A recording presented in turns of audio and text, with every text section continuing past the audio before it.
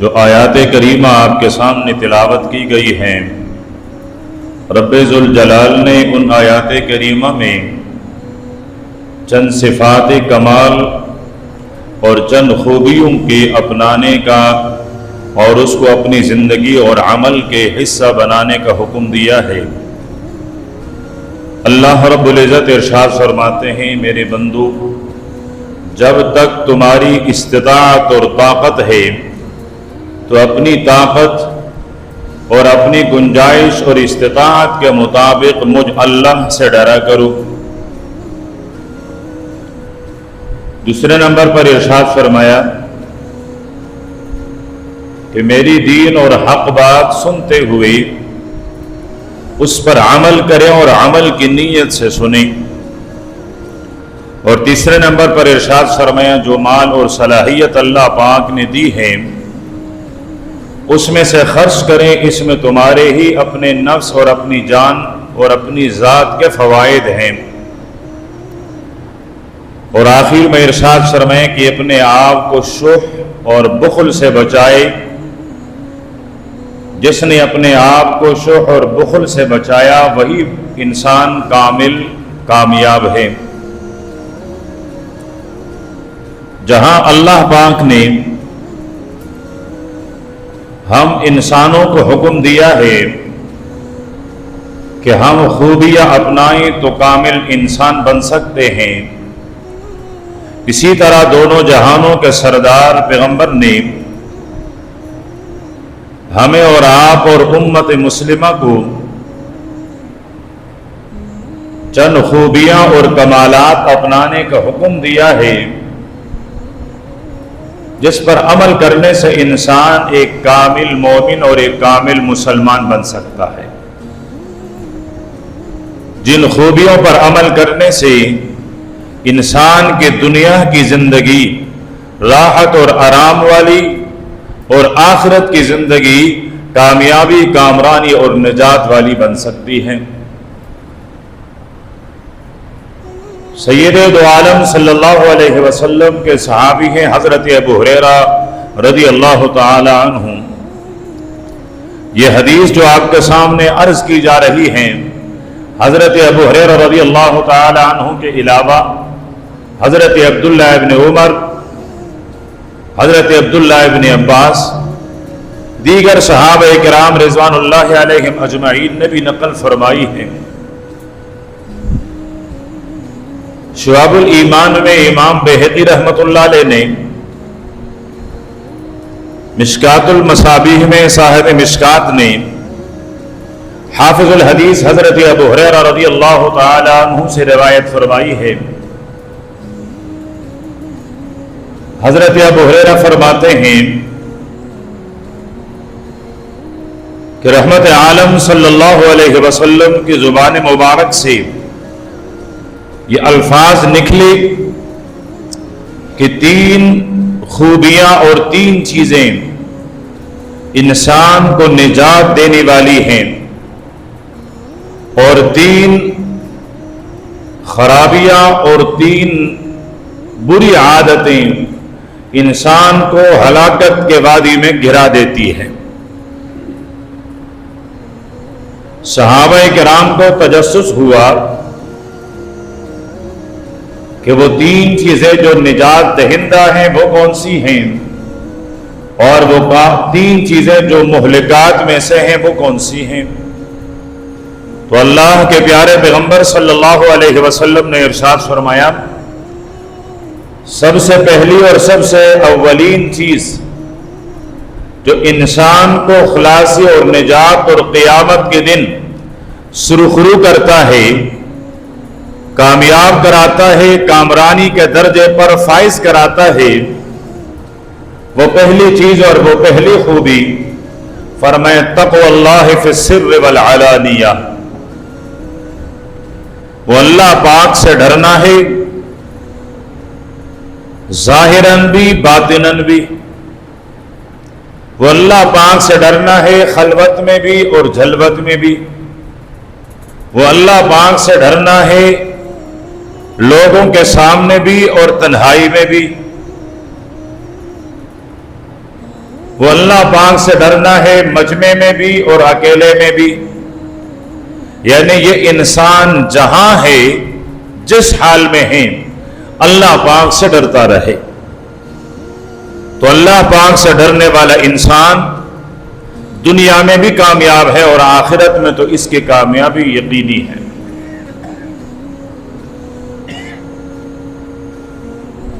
تقوی کسے کہتے ہیں؟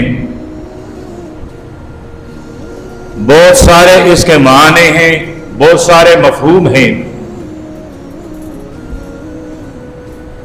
لیکن ایک مفہوم شاہ عبد القادر جیلانی رحمۃ اللہ علیہ نے بیان فرمائی ہیں کہ تقوی کا مفہوم یہ ہے کہ اللہ رب العزت نے تمہیں جس چیز کا حکم دیا ہے وہاں اللہ پاک تمہیں ہمیشہ دیکھیں، اور جہاں سے اللہ پاک نے تمہیں منع فرمایا ہے وہاں اللہ پاک تجھے کبھی بھی نہ دیکھے۔ فرمائے یہ تقوی ہے۔ اب اللہ پاک نے نماز کا حکم دیا ہے، زکوٰۃ کا حکم دیا ہے، روزے کا حکم دیا ہے، ماں باپ کے ساتھ حسن سلوک، اولاد کی تربیت کا حکم دیا ہے، محلے دار، پڑوسی، مومن، شراکت دار، ان کے حقوق کی ادائیگی کا حکم دیا ہے۔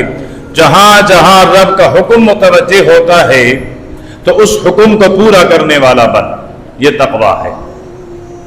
جہاں جہاں سے اللہ پاک نے منع فرمایا ہے، جھوٹ بولنے سے، غیبت کرنے سے، بد زبانی سے، گالم گلوچ سے، حرام سے، دھوکے سے، قتل سے، زنا سے، بے حیائی سے، جس چیز سے بھی اللہ پاک نے منع فرمایا ہے ان سے رک جانا، یہ تقوی ہے۔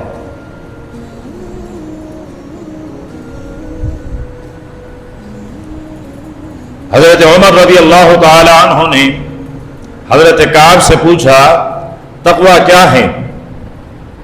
تو انہوں نے فرمایا کہ کبھی ایسے راستے سے گزر ہوا ہے جہاں دونوں طرف خاردار جھاڑیاں ہوں؟ فرمایا ہاں بارہا ایسا ہوا ہے۔ فرمایا وہاں کیسے گزرا کرتے ہیں؟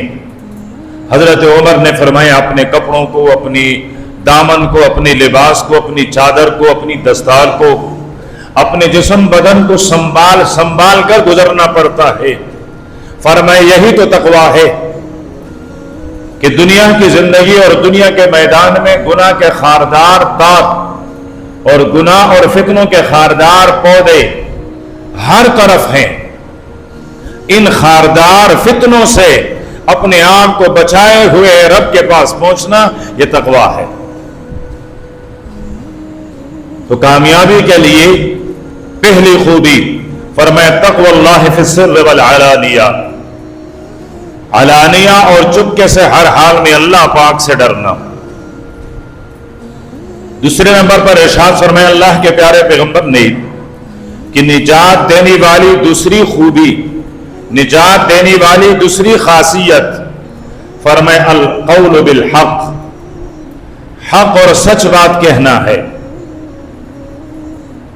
ہم بھی تو حق اور سچ بات کہتے ہیں، لیکن کب؟ جہاں ہماری مرضی ہو، جہاں ہماری خواہش ہو، جہاں ہمارا فائدہ ہو، وہاں ہم حق بات کہتے ہیں، اور جہاں ہمیں لگے کہ بات کرنے میں میرا نقصان ہے وہاں پھر حق بات کرنا بھول جاتے ہیں۔ تو اللہ کے پیارے پیغمبر نے ارشاد فرمایا کہ تم رضا کی حالت میں ہو یا سخط اور غصے کی حالت میں ہو، دونوں حالتوں میں تمہیں حق بات کہنی ہے۔ اپنے بارے میں بھی حق بات کہنا، دوسرے کے بارے میں بھی، خواہ آپ کا پسندیدہ ہے خواہ وہ آپ کا ناپسندیدہ ہے، خواہ آپ کا دوست ہے خواہ آپ کا دشمن ہے، خواہ آپ خوشگوار موڈ میں ہیں خواہ آپ غصے میں ہیں، جس حال میں بھی ہیں، لیکن ہر حال میں حق بات کہنا فرمائے یہ انسان کو نجات دلاتی ہے۔ مجھے یاد آئے حضرت ابو ذر رضی اللہ تعالی عنہ میرے پیغمبر کے صحابی ہیں، مجلس میں آ رہے تھے، صحابہ کرام فرماتے ہیں ہم نے دیکھا کہ پیارے پیغمبر کا چہرہ انور وہ کسی خوشی کی وجہ سے مزید کھل رہا ہے، اور آپ کے آنکھیں مجلس والوں سے اٹھنے لگی ہیں۔ ہم نے آنکھوں کے گوشوں سے دیکھا کہ اللہ کے پیارے پیغمبر کی توجہ کس طرف ہے۔ فرمایا اتنے میں اللہ کے پیارے پیغمبر کی زبان حرکت میں آئی اور فرمایا آج تک آسمان نے سایہ نہیں کیا اور زمین نے بوجھ نہیں اٹھایا کسی سچے کا جو ابو ذر سے بھی زیادہ سچا ہو۔ تو یہ آنے والے حضرت ابو ذر تھے جس کے لیے اللہ کے پیارے پیغمبر خوش ہوئے کہ وہ مجلس میں آئے،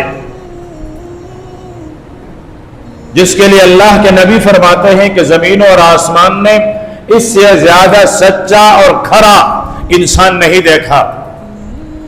اس سچے اور کھرے انسان کو اللہ کے پیارے پیغمبر نے وصیت فرمائی کہ ابو ذر قل الحق وان کان مرا، فرمایا سچ بات کہو اگرچہ کڑوی ہو، سچ بات کہو اگرچہ کڑوی ہو، اور سچ بات ہمیشہ کڑوی ہوتی ہے، سننے والے کو اچھی نہیں لگتی، خلاف حقیقت مبالغہ آرائی کسی کی بے جا خوشامد اور تعریف وہ انسان کو ہوا میں اڑا دیتا ہے،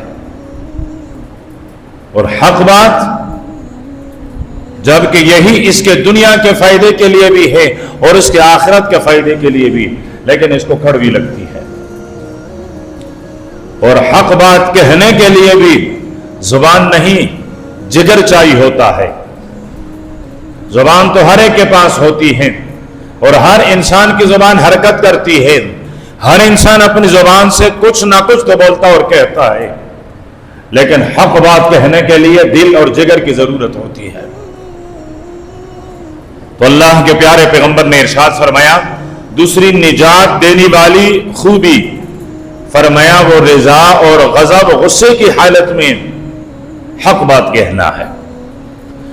تیسری بات ارشاد فرمائی اللہ کے پیارے پیغمبر نے جو انسان کو نجات دلاتی ہے، فرمائے کہ القصد فی الفقر والغنا، درمیانہ رو رہنا، درمیانہ روی اختیار کرنا، غربت کی حالت میں بھی مالداری کے حالت میں بھی۔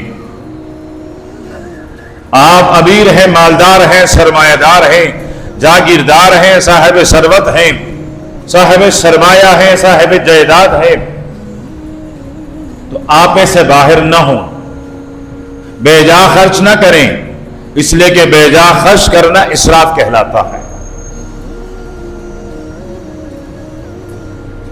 اور آپ غریب ہیں تو آپ بھی حد سے بڑھ کر بخیل نہ بنیں، بلکہ جو تمہاری وسعت ہیں، جو تمہاری گنجائش ہے، اپنی وسعت اور اپنی گنجائش کے مطابق رہنا۔ اور یہ اسلام کا وہ کمال ہے، یہ اسلام کی وہ خوبی ہے کہ جو انسان کو خوددار بھی بناتا ہے اور انسان کو کامیاب بھی بناتا ہے۔ غریب ہیں، اپنے غربت کا، اپنی فقر کا، اپنی کم مائگی اور اپنے بے سر و سامانی کا فریاد عرش والے کے سوا کسی کے سامنے نہ کرے۔ وہ عرش والا خدا وہ علیم اور خبیر ہے، اس کو معلوم ہے امیر کی زندگی، اسے معلوم ہے غریب کی زندگی، اس کے علم میں ہے امیر کے اوقات اور غریب کے اوقات۔ تو پھر کیوں انسانیت کو اپنے بارے میں بتایا جائے اور اپنی کمزوری کا اظہار کیا جائے؟ اور امیر بھی یہ احساس کریں جس ذات نے مال اور دولت اور سرمایہ سے نوازا ہے، وہی ذات ایک آن ایک ساتھ میں مجھے اس امیر سے غریب اور فقیر بھی بنا سکتا ہے۔ وہ قادر مطلق ذات ہے۔ تو شریعت نے ہمیں درمیانہ رو رہنے کا حکم دیا ہے کہ انفاق اور خرچے میں بھی، زندگی گزارنے میں بھی، ہر حال میں ہم درمیانہ حالت والا رہیں۔ اسلام نے ہمیں اسراف سے منع کیا ہے، یہاں تک کہ اللہ کے پیارے پیغمبر نے صحابہ کرام میں سے ایک صحابی سے فرمایا کہ اگر تم نہر جاری کے کنارے پر ہو، چلتا ہوا نہر، بہتا ہوا نہر، تم اس کے کنارے پر بیٹھ کر وضو کرنے لگو، فرمایا تب بھی اسراف سے گریز اور پرہیز کریں۔ حضرت عثمان رضی اللہ تعالی عنہ کو اللہ کے پیارے پیغمبر نے وضو کے طریقہ سکھایا تھا۔ حضرت عثمان نے اپنے شاگردوں کو سکھایا، ایک دفعہ پانی لیا، ہاتھ، بازو اور چہرہ اور پاؤں ایک دفعہ دھوئے، بس سارے اعضاء گیلے ہو گئے۔ بس دوبارہ وضو کے لیے پانی منگوایا، 3 دفعہ ہاتھ دھوئے، 3 دفعہ چہرہ مبارک اور 3 دفعہ پاؤں مبارک دھوئے، اور سر پر مسح تو ایک ہی دفعہ کیا جاتا ہے۔ پھر ارشاد فرمایا حضرت عثمان نے کہ میں نے پیارے پیغمبر کو اسی طرح وضو کرتے دیکھا تھا، اور اللہ کے پیارے پیغمبر نے ہمیں اسی طرح وضو کرنا سکھایا تھا۔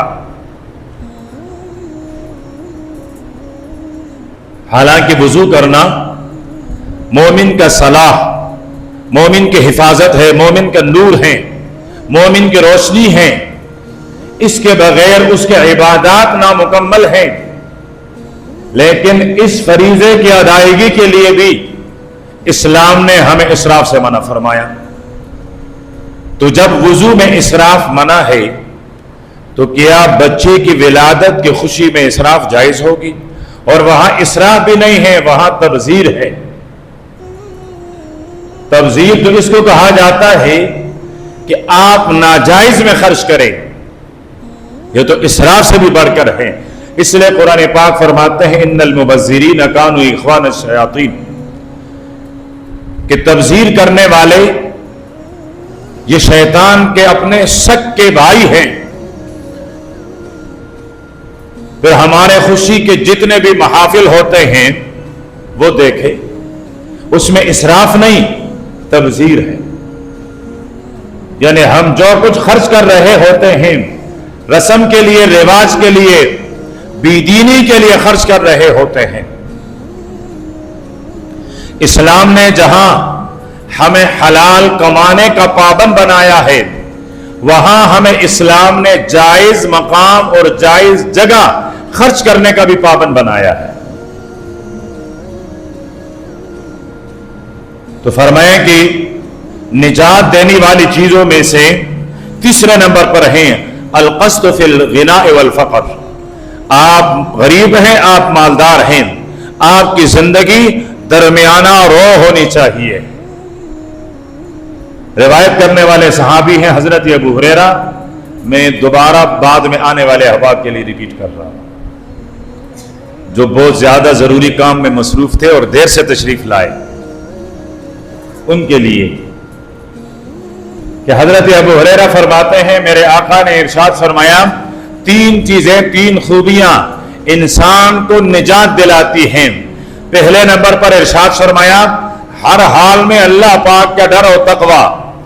دوسرے نمبر پر ارشاد فرمایا حق بات کہنا، غصے کی حالت میں ہو یا خوشی کی حالت میں۔ اور تیسرے نمبر پر ارشاد فرمایا کہ میانہ روی اختیار کرنا، خواہ غربت کی حالت ہو خواہ مالداری کی حالت ہو۔ اور 3 چیزیں ارشاد فرمائی اللہ کے پیارے پیغمبر نے کہ وہ مہلکات یعنی انسان کو ہلاک کرنے والی ہے، دنیا میں بھی انسان کو ہلاک کرتی ہے، انسانوں کی نظروں سے گرا دیتی ہے، اور آخرت میں بھی مہلکات میں سے ہلاک کر دینے والی ہے، رب کی نگاہ رحمت سے گرا دیتی ہے۔ ان میں سے پہلے نمبر پر ارشاد فرمایا ہوا متبع، ہر وہ خواہش جس کی تابعداری کی جائے، ہر وہ خواہش جس کو پورا کیا جائے، ہر وہ خواہش جس کی پوری کرنے کی سعی اور کوشش کی جائے، اس لیے کہ ہر خواہش اچھی نہیں ہوتی۔ انسان اپنی 24 گھنٹے کی زندگی میں اچھا بھی سوچتا ہے، برا بھی سوچتا ہے، اور برا زیادہ اور اچھا کم سوچتا ہے۔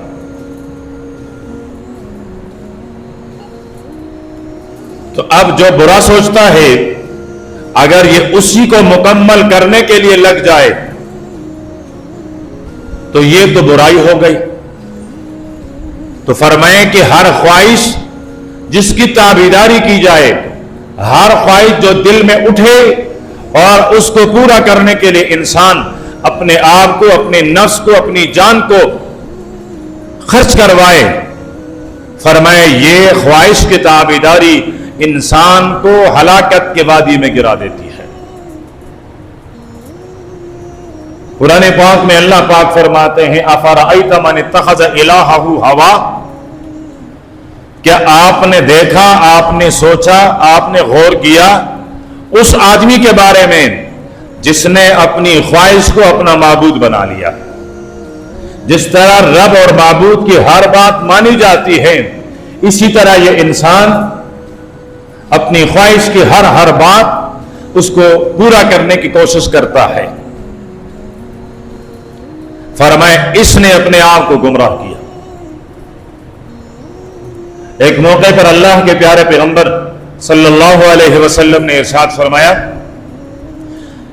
کہ زمین کے تختے کے نیچے اللہ کے علاوہ سب سے زیادہ جس چیز کی عبادت کی جاتی ہے، اللہ کے علاوہ سب سے زیادہ جس کی بات مانی جاتی ہے، فرمایا وہ انسان کی اپنی خواہش اور اپنی ہوس ہے، کہ یہ اپنی خواہش اور اپنی ہوس اس کی سب سے زیادہ بات مانتا ہے اور اس پر چلنے کی کوشش کرتا ہے۔ تو اللہ کے پیارے پیغمبر نے ارشاد فرمایا یہ انسان کو ہلاکت کے وادی میں گرا دیتی ہے۔ دوسرے نمبر پر جو چیز انسان کو ہلاک کراتی ہے، فرمایا شح مطاع، شح مطاع، وہ بخل، وہ کنجوسی جس کی تابعداری کی جائے۔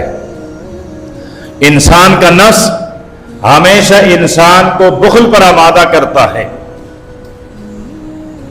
اور انسان اپنی نفس کی بات مان کر بخیل ہو جاتا ہے۔ تو ارشاد فرمایا کہ ہر وہ شح، ہر وہ بخل جس کی تابعداری کی جاتی ہے، یہ انسان کو ہلاکت اور انسان کو بربادی کے وادی میں گرا دیتا ہے۔ قرآن پاک میں اور پیارے پیغمبر صلی اللہ علیہ وسلم کے احادیث میں اس کے لیے دو قسم کے لفظ استعمال ہوتے ہیں۔ ایک لفظ استعمال ہوا ہے شح کا، اور ایک لفظ استعمال ہوا ہے بخل کا۔ قرآن پاک نے بھی فرمایا کہ بخیل لوگ اللہ کو پسند اور محبوب نہیں۔ اللہ کے پیارے پیغمبر نے بھی ارشاد فرمایا کہ بخیل اللہ پاک کی رحمت سے دور ہوتا ہے، اور یہی لفظ قرآن پاک نے ارشاد فرمایا وَمَن يُوقَ شُحَّ نَفْسِهِ، جو انسان اپنی آپ کو، اپنی نفس کو، اپنی ذات کو شح سے بچائے وہ کامیاب ہے، اور جو شح سے نہیں بچا وہ ناکام ہے۔ اب دونوں کے درمیان فرق کیا ہے؟ شح کہتے ہیں کسی بھی چیز کی انتہائی زیادہ حرص رکھنا، کسی بھی چیز کے حصول کے بارے میں، اس کے حاصل ہونے کے بارے میں انتہائی درجے کا حرص، یہ ہوتا ہے شح۔ اب ایک آدمی دن میں، رات میں، سونے میں، جاگنے میں، چلنے میں، پھرنے میں، مسجد میں، مندر میں، جہاں بھی ہے، جس حال میں بھی ہے، لیکن کوشش یہ ہے پیسہ مل جائے، پیسہ مل جائے، اور 1 2 4 روپے بھی نہیں، کروڑوں میں مل جائے۔ اب یہ انتہائی درجے کا خواہش یہ شح کہلاتا ہے۔ پتہ نہیں حاصل کر سکے گا یا نہیں، لیکن اس کا انتہائی درجے کا حرص ہے، اور انسان کا نفس اس پر اس کو ابھارتا ہے، اور یہ اپنے جسم کو اس پر ابھارتا ہے کہ یہ فلاں چیز یہ حاصل کرو، اس کے بغیر کامیابی نہیں، اس کے بغیر زندگی نہیں۔ یہ شح ہے۔ آپ کے پاس سرمایہ آئے، مال آئے، دولت آئے، پھر آپ یہ سوچیں اگر میں خرچ کروں گا تو کم ہو جائے گا، یہ خرچ کروں گا تو میں فقیر بن جاؤں گا، یہ ہے بخل۔ تو شح کا درجہ بخل سے بڑھ کر ہے، اس لیے کہ پہلے انسان کے اندر شح پیدا ہوتی ہے، پھر بخل پیدا ہوتا ہے۔ کسی چیز کے لیے حد درجے کی کوشش کی جاتی ہے، اس کے بعد جب وہ حاصل ہو جائے پھر انسان بخل کرتا ہے، اور بخیل انسان اللہ پاک کو ناپسند ہے، اور اللہ پاک کی رحمت سے وہ بعید اور دور ہے۔ اور اس کے مقابلے میں سخی اللہ پاک کو پسند اور محبوب بھی ہیں، اور اللہ پاک کی رحمت کے قریب بھی ہے۔ تیسری چیز جو انسان کو ہلاکت کے وادی میں گرا دیتی ہے، اللہ کے پیارے پیغمبر نے ارشاد فرمایا، حضرت ابو ہریرہ رضی اللہ تعالی عنہ نے سنا، امت کو پہنچایا۔ حضرت ابو ہریرہ فرماتے ہیں اللہ کے پیارے پیغمبر نے ارشاد فرمایا، وَإِعْجَابُ الْمَرْءِ بِنَفْسِهِ، انسان کا خود پسندی میں مبتلا ہونا، انسان کا خود پسندی میں مبتلا ہو جانا، یہ انسان کو ہلاکت کے وادی میں گرا دیتی ہے۔ اب انسان کی خود پسندی کیا ہے؟ کسی کو دیکھا، جمعہ کا دن تھا، وہ دکان میں تھا، اس نے واپس جا کر اس کو دیکھا اور اس کو کہا، ذلیل آدمی، بیکار آدمی، فضول آدمی، تم یہاں دکان میں ہو، میں تو جمعہ بھی پڑھ کر آ گیا، میں نے تو جمعے کی نماز بھی پڑھی، اور دل میں یہ خیال بھی ہے کہ میں اس سے بہتر ہوں۔ یہ ہے خود پسندی۔ کسی نے اس کے سامنے کہہ دیا، رات کو اللہ پاک نے توفیق دی، میں تہجد کے لیے اٹھا اور میں نے 4 رکعت تہجد کے ادا کر لیے۔ اس نے کہا میں تو روز اٹھتا ہوں۔ اب کیا ضرورت تھی؟ آپ سے پوچھا تو نہیں گیا تھا کہ آپ روز اٹھتے ہیں کہ نہیں، لیکن اپنے آپ کو بتانے کے لیے کہ آپ کی ایک رات اٹھنا کیا معنی رکھتا ہے، میں تو ہمیشہ اٹھتا ہوں، یہ خود پسندی ہے۔ آج اللہ پاک نے کرم کیا، مسجد کی جھولی میں میں نے 50 روپے ڈال دیے، اس نے کہا یہ کون سی بات ہے، میں تو ہر جمعے کو 100 روپے ڈال لیتا ہوں۔ یہ خود پسندی ہے، یعنی تمہارے 50 روپے کی کوئی حیثیت نہیں، میں تو ہمیشہ 100 روپے خرچ کر لیتا ہوں۔ اپنے نیک عمل پر اترانا، تکبر کرنا، غرور کرنا، یہ ہے اعجاب۔ اور دوسرے نمبر پر اعجاب کس کو کہتے ہیں؟ کہ انسان اپنے آپ کو دنیا کے اعتبار سے بھی اور لوگوں سے برتر سمجھے اور لوگوں کو حقیر سمجھے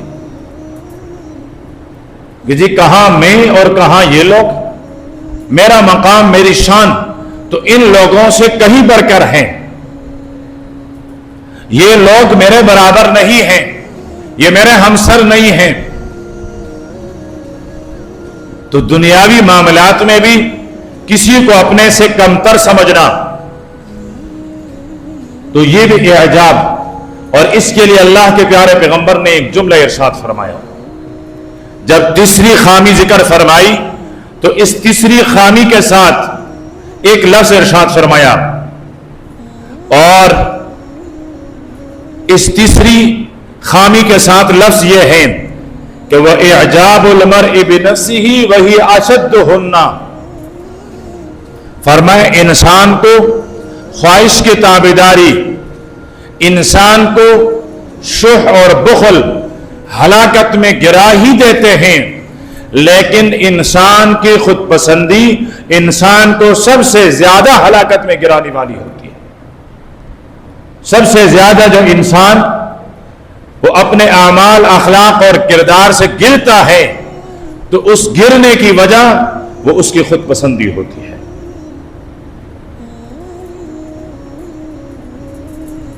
ایک ہے انسان کی خودداری،